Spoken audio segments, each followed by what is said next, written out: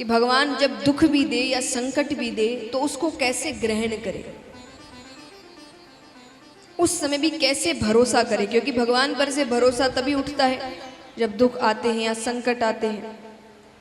एक माता है, वो अपने घर के दरवाजे पर खड़ी है, कुछ बच्चे बाहर खेल रहे हैं, वो उन बच्चों को, उसमें उनका बच्चा भी खेल रहा है, सब बहुत प्यारे लग रहे हैं। उसको उन बच्चों पे बड़ा प्यार आ रहा है, तो उसके मन में आया कि मैं सभी बच्चों को चॉकलेट दूं, मिठाई दूं, टॉफी दूं। क्या वो दे सकती है? हाँ कि ना बताइए, दे सकती है? दे सकती। उसने सबको चॉकलेट्स दी। फिर वो अपने घर के काम में लग गई। थोड़ी देर बाद वो फिर देखने आती है कि बच्चे क्या कर रहे हैं, तो उसने आकर देखा बच्चे बड़ी शैतानी कर रहे हैं। शैतानी माने बहुत बदमाशी। उसको गुस्सा आ रहा है कि ये कैसी हरकतें कर रहे बच्चे।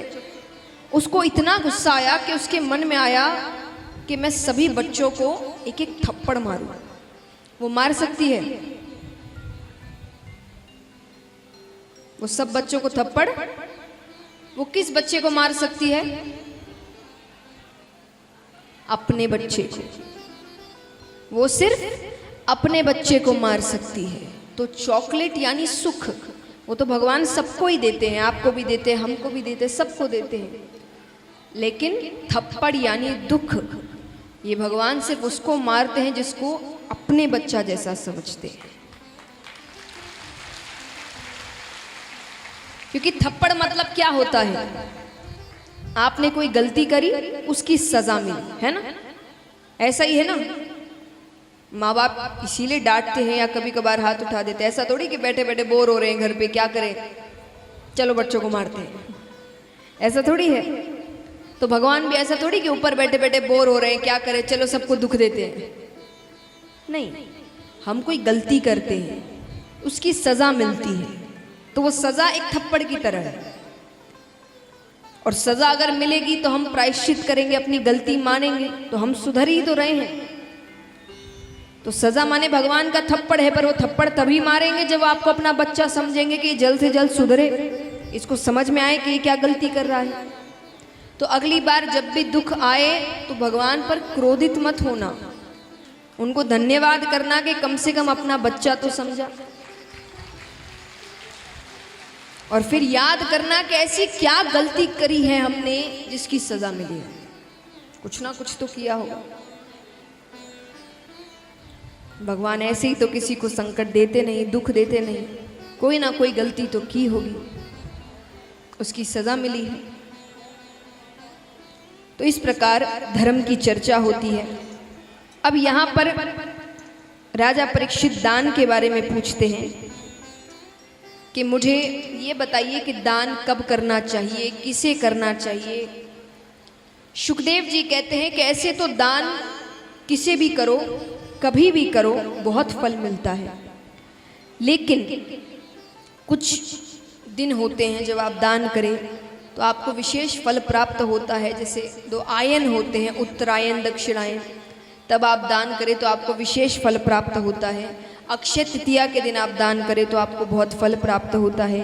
आपके घर में किसी का जन्म हो तब आप दान करें तो आपको बहुत फल प्राप्त होता है। या किसी की मृत्यु हो जाए आप तब दान करें तो बहुत फल प्राप्त होता है। लेकिन दान भी सुपात्र को करो, जिसको सच में जरूरत है। कुपात्र को दान करोगे तो वो उल्टा पड़ जाएगा। कुपात्र माने किसी ऐसे को आपने पैसे दे दिए या कुछ भी दे दिया जिसका वो गलत इस्तेमाल कर रहा है, तो वो जो भी गलत काम कर रहा है उसका पाप आपको चढ़ेगा, क्योंकि पैसे किसने दिए। इसलिए दान कभी भी कुपात्र को नहीं करना। जिसको सच में जरूरत है, आपके दिए हुए पैसे उसके जीवन में एक बदलाव लेकर आ सकते हैं, उनको दान करिए। जिनकी वजह से, आपकी वजह से जिनके जीवन में खुशियां आ जाए, उनको एक नया जन्म मिल जाए, उनको दान करिए। वो दान बहुत महत्व रखता है। अब यहाँ पर राजा परीक्षित पूछते हैं कि प्रभु ऐसा कभी हुआ है कि किसी पशु को भगवान ने दर्शन दिए हो? सुखदेव जी कहते जरूर हुआ है। कब हुआ? वो बताते हैं त्रिकूट नामक एक पर्वत था, उसके पास एक सरोवर बहता था। उस सरोवर में गजेंद्र नामक हाथी आया करता था। हाथी भी कैसा? सफेद हाथी, अत्यंत सुंदर और इतना शक्तिशाली कि उसके सुगंध से शेर डर कर भाग जाए। सिर्फ सुगंध से। वो अपने परिवार के साथ क्रीड़ा करने आता है। अब वो सूंड में कभी पानी भरकर बच्चों पे फेंके, बच्चे कूदने लग जाए, कभी पानी लेकर पत्नी पर फेंके, पत्नी शर्मा जाए। तो वो परिवार के साथ अपनी क्रीड़ा कर रहे हैं। उसी पानी में, सरोवर में एक ग्राह आता है। ग्राह यानी मगरमच्छ। वो आकर गजेंद्र के पैरों को पकड़ता है। अब जैसे ही पैरों को पकड़ा, गजेंद्र सोचे ये इतना सा ग्राह मेरा क्या बिगाड़ लेगा, मैं इतना बड़ा, इतना शक्तिशाली। अब देखिए, जैसा मैं कहती हूं, हर कथा में एक सीख है, एक सार है। यहां पर गजेंद्र यानी हम और आप, और ग्राह यानी काल, मृत्यु। मृत्यु हमेशा पहले पैरों को पकड़ती है। पैरों में दर्द रहने लग गया है, ज्यादा ऊंचा चढ़ा नहीं जाता, घुटनों में दर्द रहने लग गया है, इसका मतलब काल ने पैरों को पकड़ लिया है, अब सुधर जाओ। पर हम कौन हैं? हम कौन हैं? गजेंद्र। ये मेरा क्या बिगाड़ लेगा? अब यहां पर गजेंद्र पानी का पशु नहीं है, ग्राह पानी का पशु है। तो जैसे जैसे वो पानी में जा रहा है, उसकी शक्ति थोड़ी कम होती जा रही है और ग्राह की शक्ति बढ़ती जा रही है। वो खींच रहा है, खींचते खींचते खींचते बीच मझधार में लेकर जाता है। अब गजेंद्र डूबने लगा तो अपनी पत्नी को पुकारता है, अरे मेरी रक्षा करो, मेरी मदद करो, मैंने तुम्हारे लिए क्या नहीं किया। पत्नी कहे, मदद तो कर दूं, लेकिन क्या पता आपकी मदद करने आऊं वो आपके पैर छोड़कर मेरे पैर पकड़ ले। मैं नहीं आ सकती। बच्चों से कहा, तुम तो मेरी सहायता करो, अरे तुम्हारे लिए मैंने अपने सपने त्याग दिए, तुम तो मेरी मदद करो। बच्चे कहते, आप चिंता मत करिए, आपका सारा काम अच्छे से करेंगे। समझे? मतलब मरने के बाद जो काम होता है वो अच्छे से करेंगे, चिंता मत करिए। अब वो कहे, मैं जिंदा हूं, कैसी बातें कर रहे हो। दोस्तों को, सबको पुकारता है, कोई सहायता नहीं करता। कौन अपनी जान जोखिम में डाले?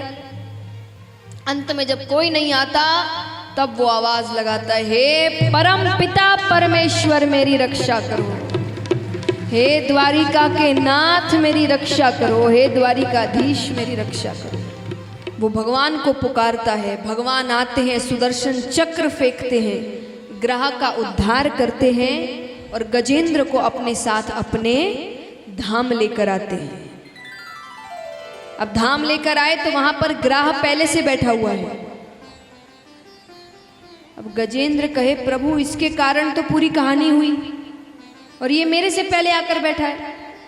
भगवान कहते हैं, ऐसे तो इसे नरक लोक ही जाना था, पर इसने जब मेरे भगत के ही चरण पकड़ लिए तो मुझे इसे अपने धाम ही लेकर आना पड़ा। बोलिए भक्त और भगवान की। इस प्रकार भगवान गजेंद्र की रक्षा करते हैं, ग्रह का उद्धार करते हैं।